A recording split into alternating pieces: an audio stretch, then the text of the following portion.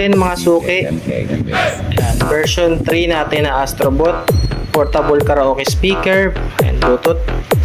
Ayan, meron siyang USB port para kung gusto mo play ng mga music. Ayan, pwede rin siya FM para sa mga radyo. SD card. Then meron tayong input. Pwede nyo i-connect sa TV, sa anumang player, karaoke player. Ayan. May jack siya. Then meron tayong mic 1 saka mic 2. Pwede kayo mag-duet. Then meron tayong mga knob para sa mga volume, bass, saka sa tremble. Then play tayo ng isang video. Sound check tayo. Yan. Ayan, pinipairing natin siya. Ito yung Bluetooth device natin, pairing natin siya. Ito pairing tayo. Yan, pair natin siya. Yan, play tayo sa video.